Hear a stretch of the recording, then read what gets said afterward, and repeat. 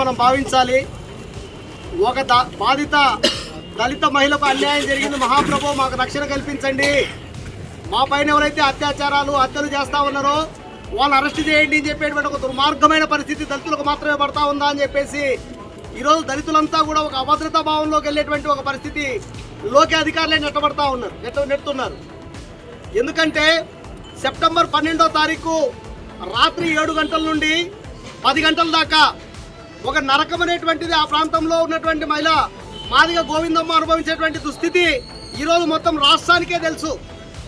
ఏం చేసింది ఆమె, ఏం పాపం చేసింది, ఏం నేరం చేసింది, ఎందుకోసం ఆ రకంగా బట్టలు ఊడదీసి కరెంటు స్తంభానికి కట్టి అనేక రకంగా లైంగికంగా వేధించి ఆ తర్వాత అత్యాచారం చేసి పెట్రోల్ పోసి సంపాలని చెప్పేటువంటి ఒక ప్రయత్నం అక్కడ జరిగింది. ఇదంతా చాలా చాలా పథకం ప్రకారమే జరిగింది. కాబట్టి మరి ఇది కళ్ళకు కనపడట్లేదు అధికారులకి ఏం చెప్పేసి మేము అడుగుతా ఉన్నాం. ఆమె చేసిన నేరం ఏమి అంటే ఆమె కొడుకు ఎవరైతే ఉన్నాడో ఈరన్న అనేటువంటి అబ్బాయి 6 నెలల క్రితం కులాంతర వివాహం చేసుకున్నాడు.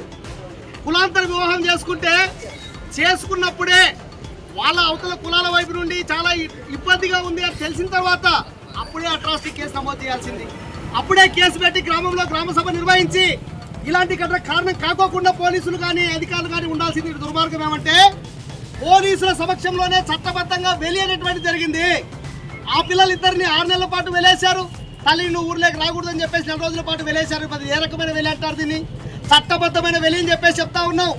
గతంలో ఉన్నటువంటి అధికారులు ఎవరైతే ఆర్డీఓగా వచ్చేటువంటి అధికారులు ఉన్నారో వాళ్ళంతా అప్పుడు రాజకీయ పక్షాల యొక్క చేతుల్లోనే ఆ రకంగా వాళ్ళు ఉండేటువంటి వాళ్ళు కాబట్టి ధైర్యంగా నిర్ణయాలు తీసుకోలేరేమో అని చెప్పేసి అనుకునే వాళ్ళం.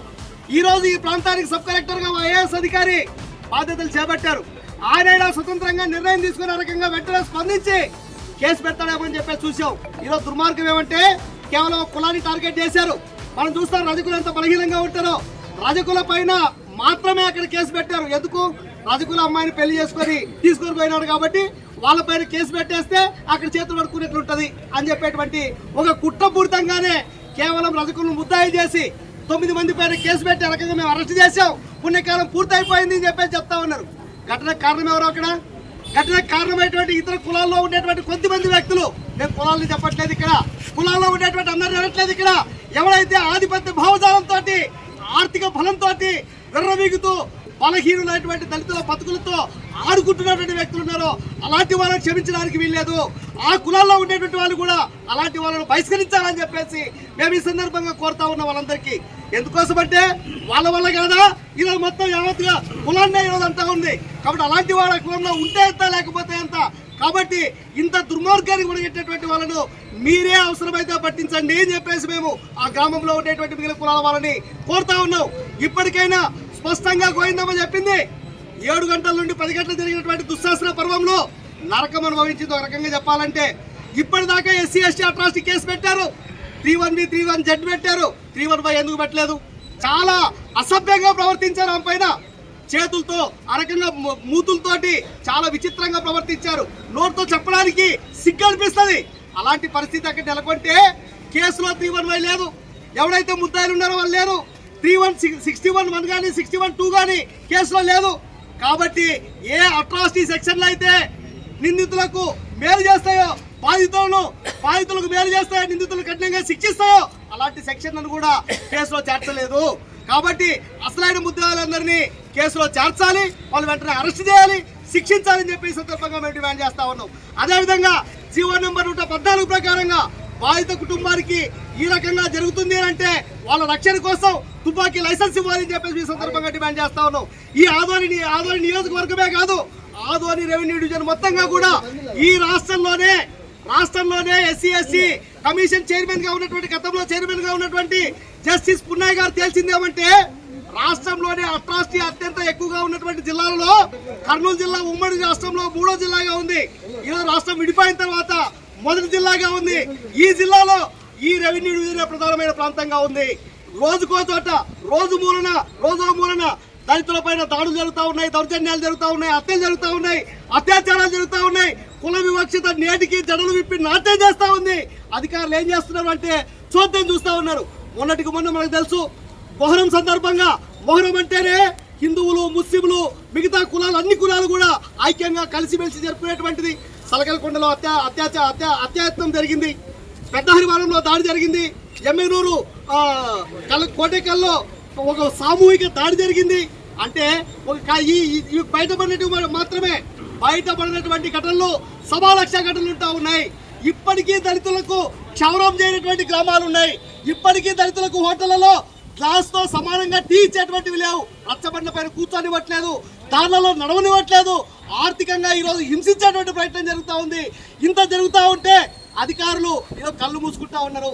అంటే చట్టబద్ధంగానే మీరు కుల వివక్షతను పాటించండి, అట్రాంతరాన్ని పాటించండి అని చెప్పడం తప్ప మరొకటి కాదు. అందుకోసమే అధికారులు మేము కోరుతా ఉన్నాం, మీరు రెగ్యులర్ గా మీరు గ్రామ సభలు నిర్వహించండి. మీరు అట్రాసిటీ కనుక చూపిస్తే మీరు ఇబ్బంది పడతారు, మీకు కేసులు అవుతాయని చెప్పేటువంటి భయం పెట్టండి. ఆ రకంగా భయం పెట్టడం ద్వారా ఈ సమాజంలో సమానత్వం రావడానికి అవకాశం ఉంటుంది తప్ప లేకపోతే ఎవడు పడితే వాడు ఏం పడితే అది చేసేట్టు. ఈరోజు ఏం చెప్తున్నా అక్కడ ఎవరైనా అమ్మాయి అబ్బాయి ప్రేమించి పెళ్లి చేసుకుంటే మీ అమ్మనో మీ అక్కనో మీ చెల్లెల్లో తీసుకొని వచ్చి స్తంభానికి కట్టి బట్టలు ఉడిదీసి ఆ రకంగా అత్యాచారం చేస్తామని చెప్పేటువంటి ఒక సంకేతాన్ని ఈ సమాజానికి ఇవ్వడం కోసమే ఆ ఘటన జరిగింది. ఎవరైనా ఏ తల్లిదండ్రులైనా తమ పిల్లల్ని ఏ కులంలో ఉండేటువంటి వాళ్ళైనా సమాజంలో అనేక రకాల కులాంతర వివాహాలు జరుగుతూ ఉన్నాయి. ఎవరైనా ప్రేమించమని చెప్తాడా? ప్రేమించమని తీసుకోమని చెప్పేసి చెప్తాడా? ఏ తల్లిదండ్రులు ఆపరేట్ చేసేటువంటి ప్రయత్నం చేయరు. కాబట్టి అది గుర్తెరిగి అవసరమైతే మీరు వాళ్ళకి చైతన్యం కలిగించండి, ఇది తప్పు అని చెప్పండి, లేదు ఏది రైట్ అని చెప్పేసి చెప్పండి. ఆ రకమైన పని చేయకోకుండా కులాంతర వివాహం జరిగితే వాళ్ళ తల్లిదండ్రులను వాళ్ళ కుటుంబ సభ్యులను ఇబ్బంది పెడతామని చెప్పేటువంటి ఇలాంటి ఘటన చాలా చాలా దుర్మార్గమైంది. దీన్ని మేము ఖండిస్తూ ఉన్నాం. ఈరోజు ఆదోని ఆర్డీఓ కార్యాలయంతో ప్రారంభమైనటువంటి ఈ ఆందోళన జిల్లాలో ఉన్నటువంటి అన్ని ఆర్డీఓ కార్యాలయాల ముందు ఆందోళన జరుగుతుంది, జిల్లా కలెక్టరేట్ ముందు జరుగుతుంది.